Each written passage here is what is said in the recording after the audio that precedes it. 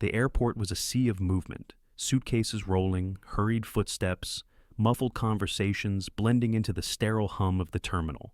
It was organized chaos, the kind that travelers accepted as the cost of getting from one place to another.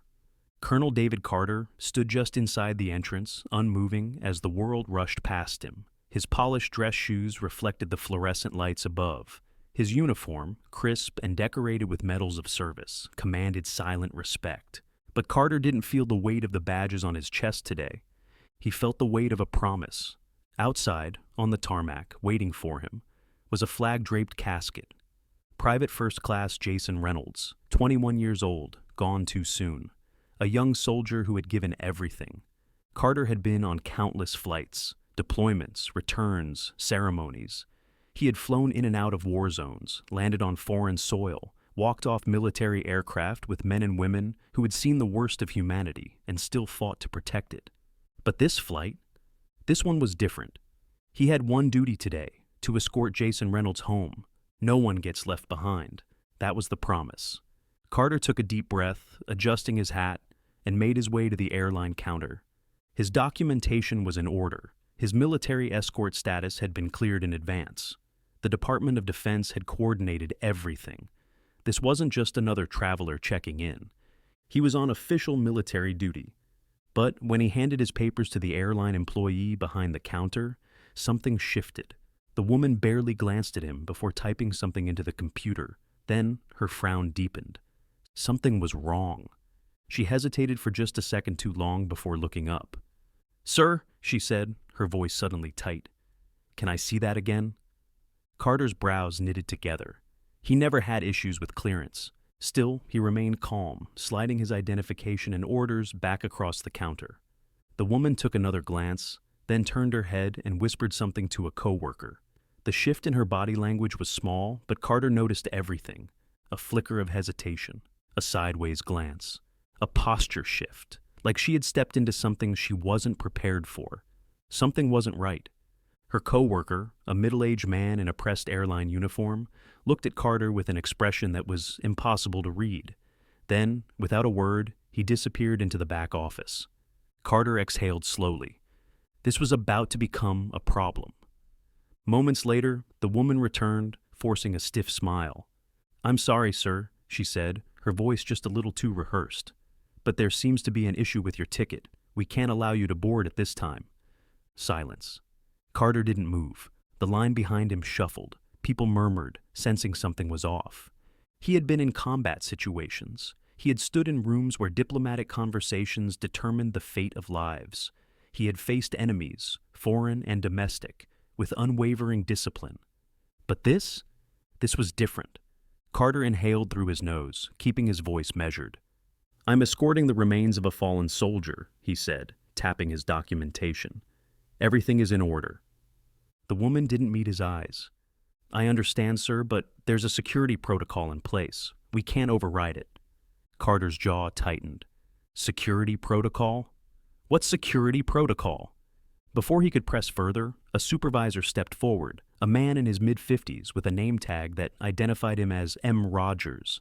He had the look of someone who had spent years dealing with customers, his arms folded tightly over his chest.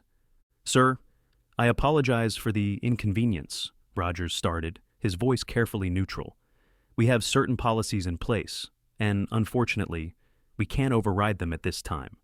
There it was again, that phrase, policies. Carter's heartbeat remained steady, but he felt the tension in his muscles. Policies weren't the issue. The truth was, Carter kept his expression unreadable. "I've flown with military escorts before," he said evenly. "I know the procedure, and I know there's no policy stopping me from boarding." His next words were calm but sharp as a blade. "So, let's be honest. What's the real reason I'm being denied?" The line behind him had gone silent now. People were watching, listening. A man in a USMC hat, a Marine veteran, stepped forward. His weathered face was lined with experience. His eyes locked onto the airline staff with a knowing look. "Do you have a problem with his military clearance?" the Marine asked, his voice carrying across the terminal. The supervisor shifted uncomfortably. "No, sir, this isn't about clearance," he said quickly. We just have to follow standard protocol. The Marine let out a sharp breath, shaking his head. I've been through security 1,000 times, he said, and I've never seen protocol stop a soldier from bringing one of our own home.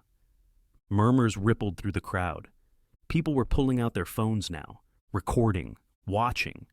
The airline staff felt it too. The woman behind the counter stole a nervous glance at her supervisor.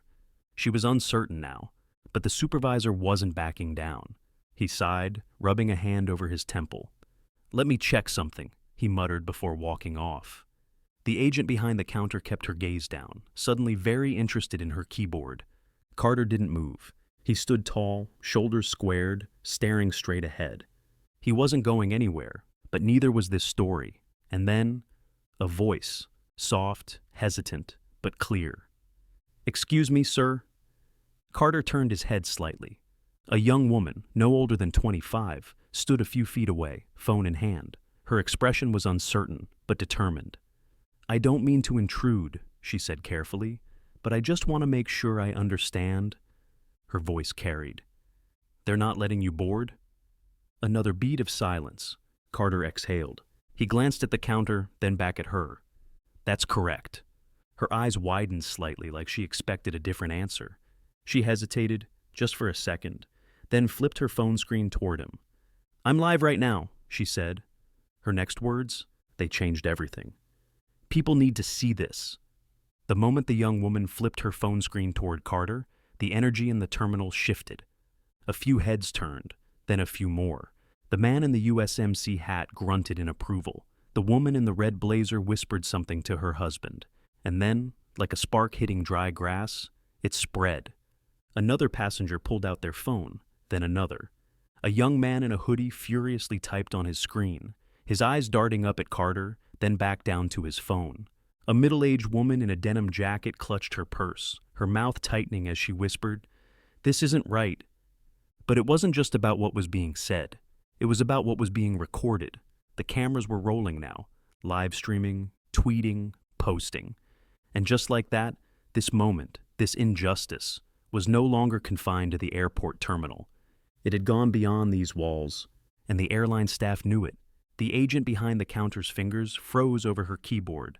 The supervisor, still missing, had left his team to handle this mess alone. And the murmurs in the terminal? They were growing louder. Carter stood firm. His posture was unshaken, his expression calm but unrelenting. He wasn't here for a fight. He was here for justice. And justice? It had eyes on it now. The Marine veteran was done playing nice. He squared his shoulders, his voice booming across the terminal. "This is a disgrace," he said. "You don't treat a soldier this way. You don't treat a fallen brother this way." A woman near the gate doors waved down a passing airline employee. "Excuse me," she called out, her voice sharp. "Can someone explain why a uniformed military officer is being denied boarding?" The airline employee hesitated, her eyes flicking toward the counter. Then she kept walking. That was a mistake, because now, people were done staying quiet. A teenager in the back of the line nudged his friend. "Bro, this is on Twitter," he muttered. "It's blowing up." The young man in the hoodie let out a low whistle. "Damn," he said, shaking his head. "They just messed up big time." A woman holding a sleeping toddler glanced down at her phone, then back up at Carter. Her expression darkened. "I have a brother in the military," she murmured to herself. "He deserves better than this." Then, as if on cue, the airport loudspeaker crackled to life. "Attention passengers, due to unforeseen circumstances, Flight 237 to Phoenix will be delayed. We apologize for any inconvenience." A few groans rippled through the crowd, but most people, they didn't even react, because their attention wasn't on their flights anymore. It was here, on Carter, on the airline's mistake, and on the injustice unfolding before their eyes. The young woman still holding her phone tilted her screen toward Carter. Live viewers, 4,217. She looked shocked. "It's only been a few minutes," she whispered. "This is spreading fast." The man in the hoodie smirked, his thumbs flying across his screen. "It's already trending." Then the woman in the denim jacket gasped. "Oh my God," she whispered. "It's already on Facebook." The older Marine pulled out his own phone, shaking his head. "They don't even know," he muttered. They don't even realize what kind of storm they just started. And then, somewhere in the back of the line, a man muttered a sentence that sent chills down Carter's spine. "This is already on the news." Carter exhaled slowly. He didn't move. He didn't need to, because the truth was out now. The airline had officially lost control of the narrative, and they knew it. The agent behind the counter suddenly stood up and rushed toward the back office, disappearing behind a frosted glass door. She wasn't coming back with an answer. She was coming back with damage control. The woman in the red blazer shook her head, arms crossed.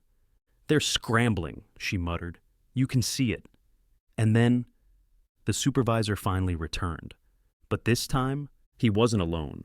Beside him stood a man in a sleek navy blue suit. An executive, a fixer, someone with the authority to clean up a PR disaster. His airline ID badge flashed briefly as he stepped up to Carter, his expression neutral but tense. He cleared his throat. "Colonel," he said firmly, "I apologize for the miscommunication." Carter's jaw tightened. Miscommunication?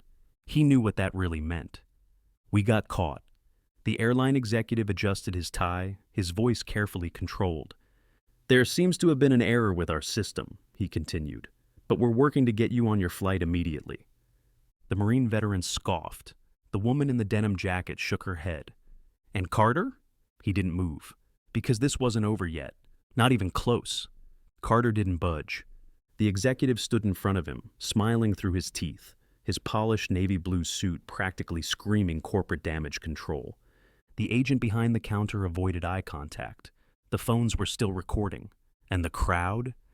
They were watching.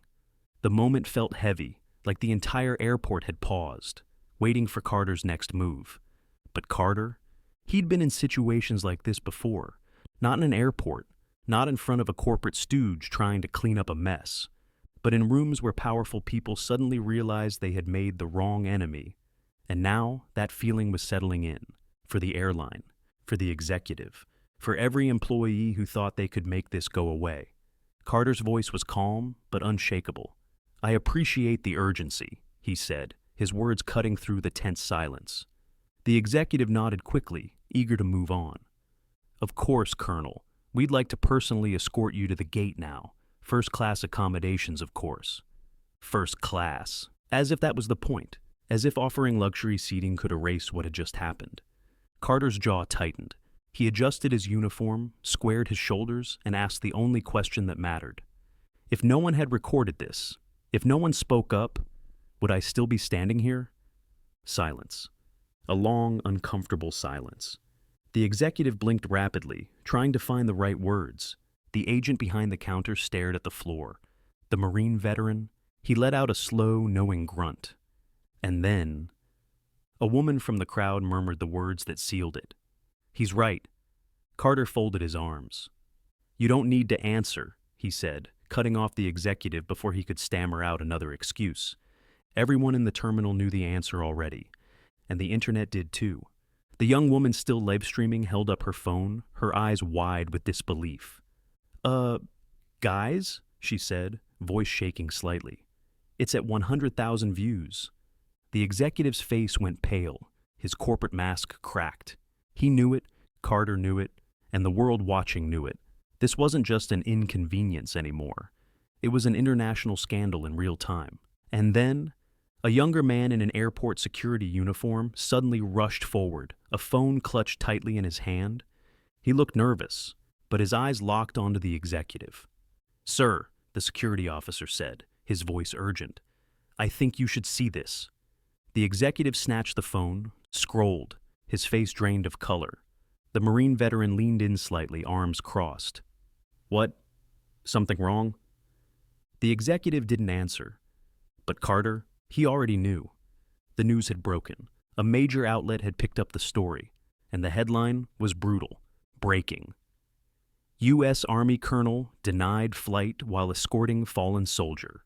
Airline scrambles for answers. The young man in the hoodie let out a low whistle. This just hit the news cycle." The woman in the red blazer gasped, clutching her phone. "Oh my God," she whispered. "It's already on CNN." The denim jacket woman turned her phone to her husband, her hands trembling with rage. It's on every platform now. And the older Marine? He just let out a deep, satisfied chuckle. They don't even know, he muttered, shaking his head. They don't even realize what kind of storm they just started. The executive licked his lips. Sweat beaded at his temple. They had officially lost control. Carter stayed stone-faced, watching him crumble. And then, like clockwork, the corporate backpedaling began. "Colonel," the executive stammered, his voice thin and forced, "we deeply regret this situation. It was a regrettable misunderstanding." Carter tilted his head, eyes narrowing. "Misunderstanding," he repeated. The Marine scoffed. The crowd murmured in disgust. The executive swallowed hard. "We'd like to issue a public statement," he continued quickly, clarifying the situation. "Of course, we'd also like to extend our sincerest—" Carter cut him off. "The public already knows the truth." Another beat of silence, thicker than before. The executive's shoulders slumped slightly. He had nothing left to say. And then, just when the airline thought it couldn't get any worse, a new presence entered the scene, a man in a dark blue suit. But not just any man. His posture was different. His presence commanded respect without needing a single word. He wasn't airline staff. He wasn't airport security. He was military. And when he stepped forward, the entire room felt it. The man in the blue suit strode forward with purpose. The crowd instinctively parted as he approached, his presence commanding authority without a single word. His badge glinted under the airport lights, a clear indication of who he was and why he was here. Carter knew the look. This man was high-ranking military, and he wasn't here for pleasantries.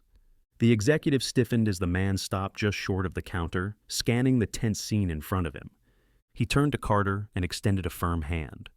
"Colonel Carter," he said. His voice was measured, crisp, unshakable.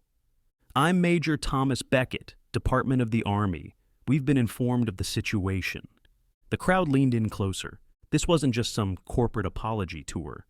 The military had officially stepped in. Carter shook his hand, gripping it firmly. He didn't have to ask how the major got here so quickly. The military doesn't waste time when it comes to its own. Beckett turned his attention to the executive, his piercing gaze cool and unreadable. "We are handling this now?" The executive's Adam's apple bobbed. I understand, sir. We were just about to—" Beckett cut him off. "You were just about to cover your tracks." His tone was polite, but carried the weight of absolute authority. The executive shrank back. Beckett didn't blink. "Colonel Carter and the remains of Private First Class Reynolds will not be flying commercial," he said. "The Pentagon has arranged for a private military flight. His transport is waiting." A murmur spread through the crowd. People exchanged glances, whispering. This wasn't just an airport dispute anymore. The U.S. military had stepped in, and the airline had officially lost control.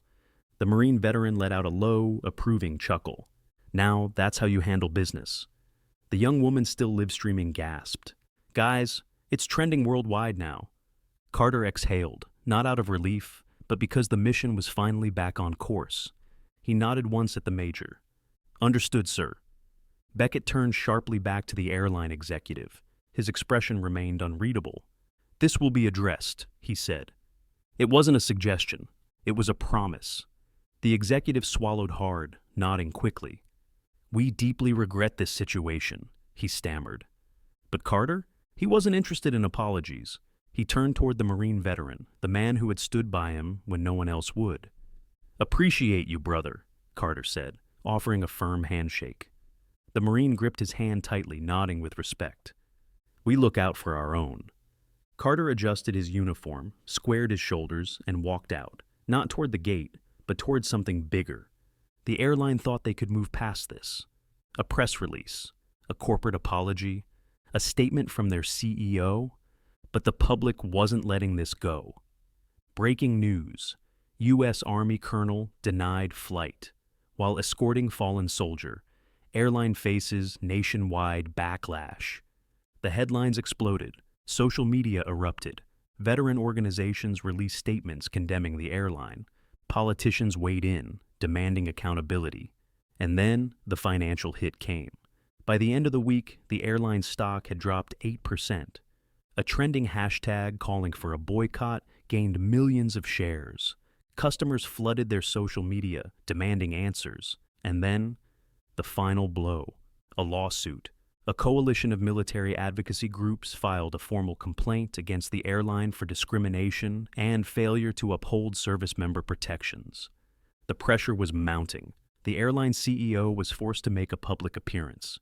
He called it a regrettable misunderstanding. He announced that the employees involved had been placed on administrative leave, but it was too little, too late. Meanwhile, Colonel Carter continued his mission. He escorted Private First Class Jason Reynolds home. He stood by as the young soldier's family received him for the last time. He didn't need the headlines. He didn't need the attention. He needed respect. And that was the real fight. The lesson we should learn. Respect shouldn't be conditional. It shouldn't require a viral video or public outrage. It should be the standard. The people at that airport, the Marine who spoke up, the passengers who refused to stay silent, the ones who demanded justice, they proved something important. When people stand together, injustice has nowhere to hide. If you believe in accountability, if you believe in honoring those who serve, then share this story. Because silence lets things like this happen again. And next time, it might not go viral.